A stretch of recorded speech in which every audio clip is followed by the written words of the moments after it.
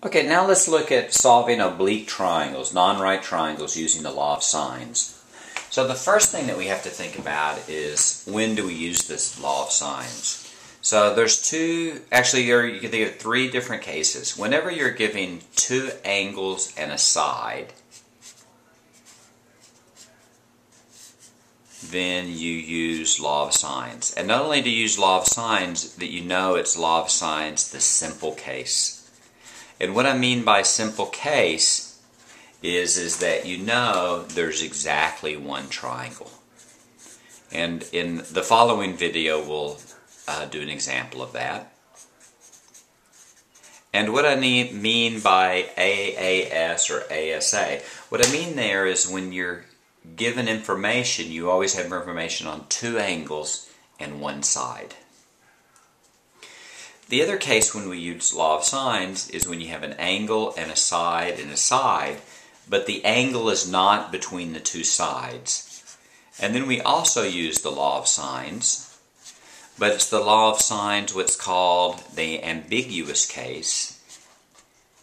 And it's called the ambiguous cases for the reason that you don't know that there's one triangle. In fact, sometimes there's two triangles and sometimes there's no triangle at all.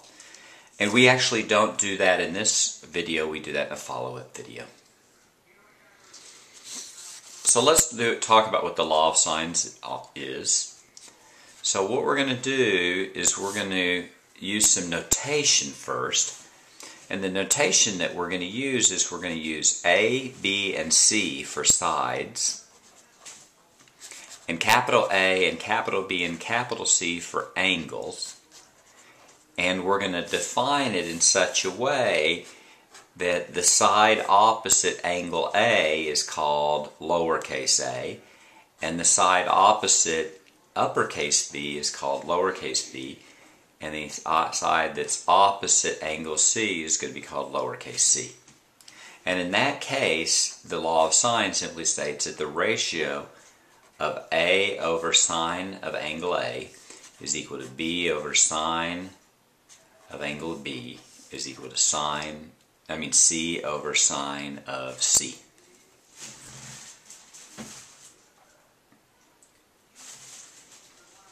And that's the law of sines. So let's do a simple example. Let's do it first from a drawing. Let's say we're given a drawing that's not necessarily drawn to scale. And let's say this is 50 degrees, and this is 10, and this is 17. Actually, let's not do that. Let's wait for that one. Let's do this one. Let's say this is 50 degrees, and this is 80 degrees, and this side here is 11. The other one we'll do in a follow-up video. So if you think about this here, you have two angles and a side, and if you have two angles and a side, you know that you're going to use law of sines, and it's law of sines simple case. So we need to label these. Sometimes they're labeled for you. We're actually labeled here. Let's label this A, B, and C. So in that case, 11 is little a.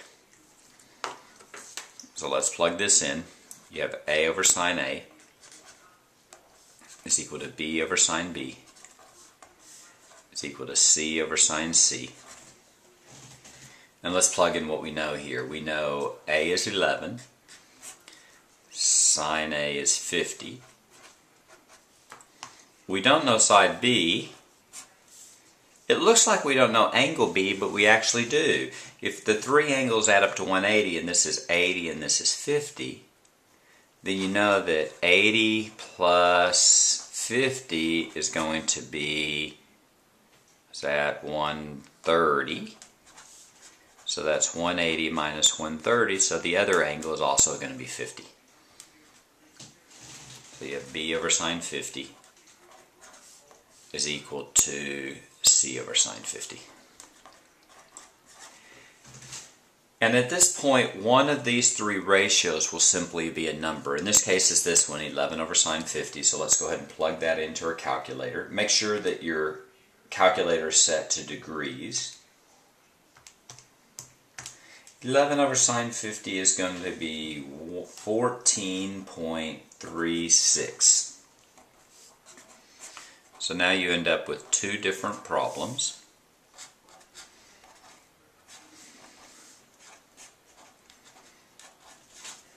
(14.36) is equal to b over sine 50, and 14.36 is equal to sine over 50.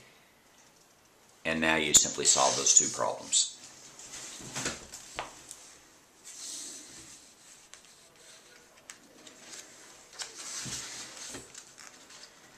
If we look at this on this problem, what we do is we have b here, so we want to multiply both sides by sine of 50. So we have 14.36 is equal to, 14.36 sine of 50 is equal to b.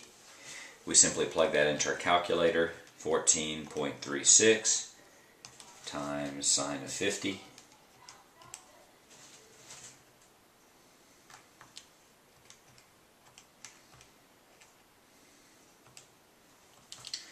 14.36 sine of 50 is equal to 11, roughly.